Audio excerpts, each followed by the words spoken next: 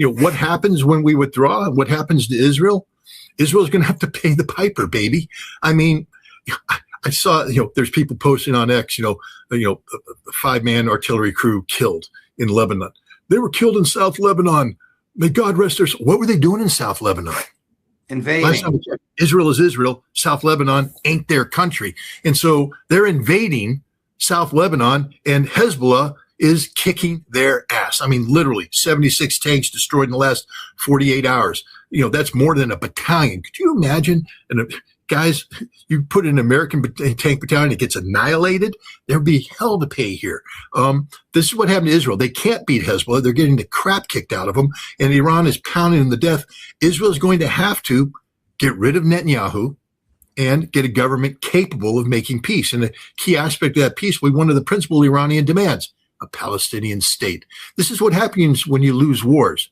There are consequences of losing wars. And here, Israel will have to accept a Palestinian state, and the United States will have to get the hell out of the Middle East.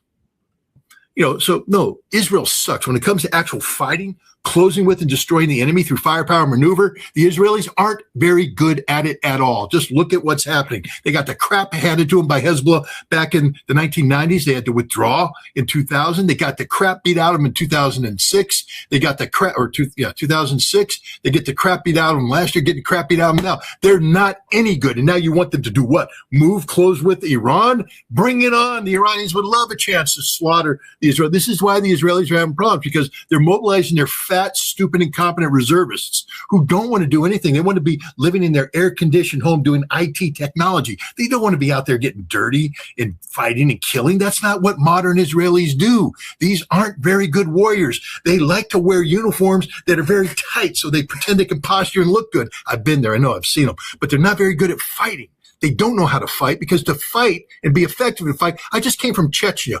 Those Chechens can fight. Why? Because they're willing to die. They're willing to die. You look in their eyes and you realize that they're coming at you. You're going to have to kill them, because otherwise they'll just keep coming till they kill you. The Israelis don't have that look in their eyes. They're a bunch of pathetic little nobodies who, they've been beating up. They're very good at shooting pregnant women in the belly. That's what Israeli snipers do.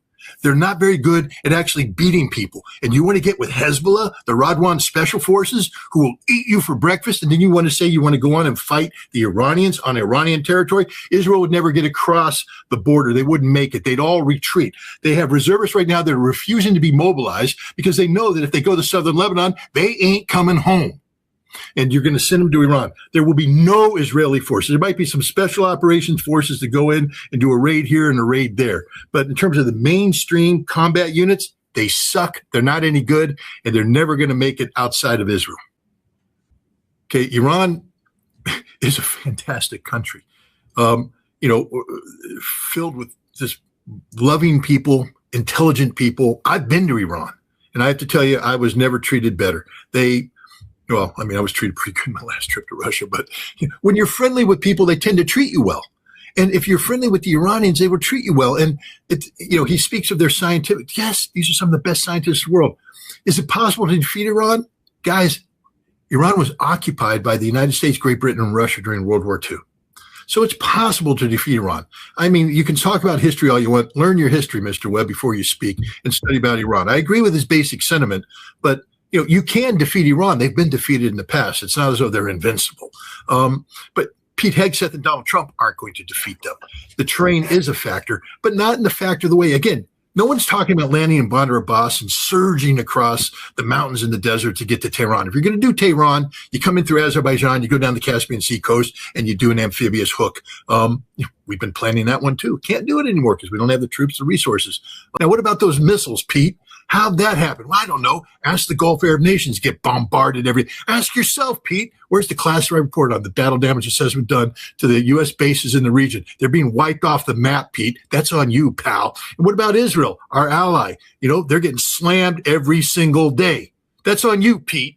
You haven't won anything. We have lost this war. We're losing it now, and we've lost it badly because now the unintended consequences, when I say unintended, they were knowable. Everybody knew it. the global energy crisis that's taking place right now. That's Donald Trump's crisis. He did it. Pete Hegseth did it. These war criminals have now also committed, economic crimes against the world. How'd you like to be Japan, thinking America's your ally, South Korea, America's your ally, and suddenly wake up one morning, not only to find out that your energy prices are going through, you're going to have to start South Korea rationing gas because they don't have any. They got it all from the Middle East, and it ain't flowing right now. But it's not just that. We took away all their air defense, too, and sent it off to the Middle East because, oh, yeah, our air defense sucks. We don't know how to defend against missiles. So not only did we not knock them out, we can't shoot them down. The Iranians have free reign to strike wherever they want, whenever they want, and there's nothing we can do to stop them.